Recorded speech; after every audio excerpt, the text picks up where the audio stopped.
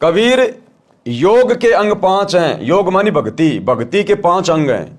संयम, मनन, एकांत, विषय त्याग, नाम रटन, होए मोक्ष निश्चिंत। ये 5 अंग हैं यदि भगत ने मोक्ष प्राप्त करना है तो। देखो भाई और बहनों, ये पुस्तकें बहुत सांकेतिक हैं, गूढ़ ज्ञान युक्त हैं।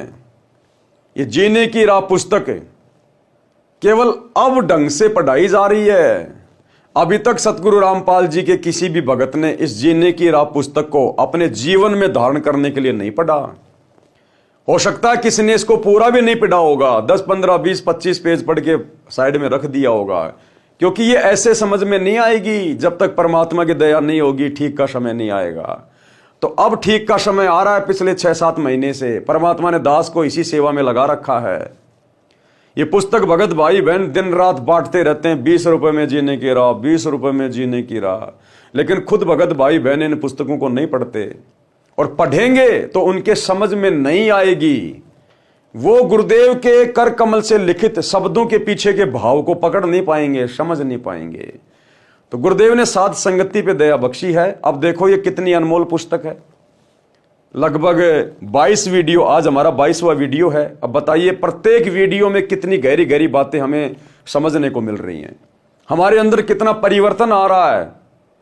हम सोच रहे हैं कि हमने तो कुछ पता ही नहीं था, हम भक्ति जरूर कर रहे थे, भगत जरूर बने हुए थे, लेकिन भक्ति मार्ग में हमने किस प्रकार से रहना चाहिए, हमारा आचार विचार व्यवहार क्या होना चाहिए, वो अब पता चलता जा रहा धीरे धीरे इन पुस्तकों के माध्यम से। इतना अनमोल खजाना गुरुदेव ने इनमें छुपा रखा है।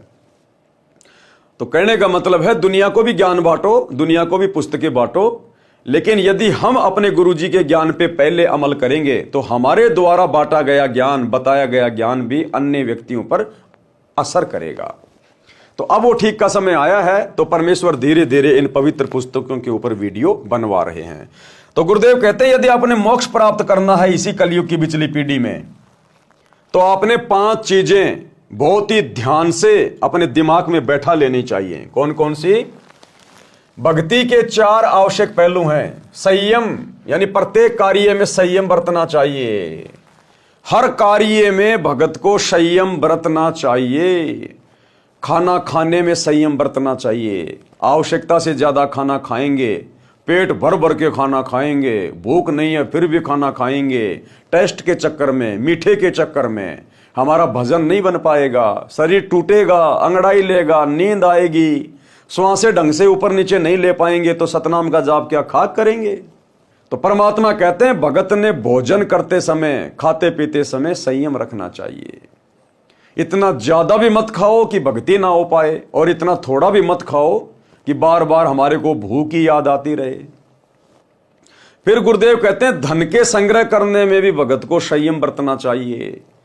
परिवार की आवश्यकता से ज्यादा धन का संग्रह नहीं करना चाहिए। अगर आवश्यकता से ज्यादा धन संग्रह हो रहा है तो वो हमारे लिए नुकसानदायक है। गुरुदेव कहते हैं नौका में पानी भर जा और घर में बढ़ जा दाम, दोनों हाथ उलटियो यो ही शाणु काम। जिस प्रकार आप समुद्र में यात्रा कर रहे हैं और यदि आपकी जहाज में, आपकी नौका में अगर पानी भर गया, छेद हो गया, तो कहते हैं अगर जान बचानी है तो पानी को फटाफट फटाफट किसी भी पात्र से या अपने हाथों से पानी को बाहर फेंक, नहीं तो जहाज डूबेगी, तू भी डूबेगा। इसी प्रकार यदि भगत के घर में आवश्यकता से ज्यादा धन आ रहा है, पैसा आ रहा है, आपका काम धंधा बहुत अच्छा चल गया, बड़ी अच्छी बात है, उस धन को अपने घर में जमा मत कीजिए। वो धन बकवाद करवाएगा, नए नए वो प्लाट लेकर गिरवाएगा, बढ़िया कोठी बनवाएगा, आवश्यकता से फालतू की वस्तुएं संग्रहित करवाएगा, या किसी रिश्तेदार को दे दोगे उधारे, फिर वो देगा नहीं, 24 घंटे टेंशन रहेगी, देगा या नहीं देगा, देगा या नहीं देगा, भजन क्या खाक करोगे। तो परमात्मा कहते हैं धन को संग्रह करने में भी भगत ने संयम बरतना चाहिए। आगे क्या कह रहे हैं गुरुदेव? संयम यानी प्रत्येक कार्य में संयम बरतना चाहिए। धन संग्रह करने में, बोलने में संयम बरतना चाहिए। परमात्मा कहते हैं तीर कमान से और बात जुबान से एक बार निकल गई वापस नहीं आएगी। और भक्तों के शब्दों का भक्ति मार्ग में बहुत ज्यादा महत्व होता है। क्योंकि ये सतभक्ति करने से, सतभक्ति मंत्रों का जाप करने से धीरे धीरे हमारे अंदर जुबान सिद्धि आनी शुरू हो जाती है।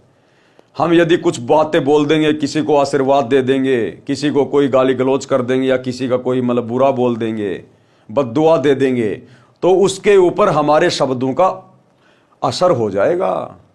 और यदि उसका कुछ भला हो गया या बुरा हो गया तो हमारी भक्ति नष्ट होगी। तो गुरुदेव कहते हैं भगत ने बोलने में भी संयम रखना चाहिए। संयम, आवश्यकता से ज्यादा नहीं बोलना और कम शब्दों का प्रयोग करना चाहिए बोलते समय, नहीं तो अपना सुमरण करता रहे। तो बोलने में भी संयम, खाने पीने में संयम, विषय भोगों में संयम रखें, यानी भगत को कम बोलना चाहिए। विषय भोगों में भी भगत ने संयम रखना चाहिए। यदि आप शादीशुदा हैं तो केवल अपनी स्त्री तक ही सीमित रहिए, और स्त्री तक भी आपने बहुत ज्यादा सीमित हो जाना है। क्योंकि अब आपको पता चलेगा कि एक तरफ तो हम श्री ब्रह्मा जी का जाप कर रहे हैं उसका ऋण उतारने के लिए, और दूसरी तरफ यदि हम आवश्यकता से ज्यादा विषय भोग में लगे रहेंगे तो ब्रह्मा जी का हमारे ऊपर ऋण चढ़ता रहेगा। इसलिए परमात्मा कहते हैं विषय भोग में भी संयम। और यदि आपको भक्ति मार्ग अच्छे से समझ में आ गया है कि भैया विषय भोग से पूरी तरह दूरी बनाए बिना हम एक सच्चे भगत नहीं बन सकते, गुरुजी हमारे हृदय में नहीं बैठ सकते, मेरा मोक्ष नहीं हो सकता, मैं एक सच्चा भगत नहीं कहला सकता। क्योंकि परमात्मा कहते हैं भग भोग्या भग उपचय, भग से बचा न कोई, और जय कोई भग से बचे भगत कहावे सोई। जो स्त्री मिलन से या पुरुष मिलन से दूर हटेगा वही असल में भगत कहलाएगा। भक्ति तो उसके बाद शुरू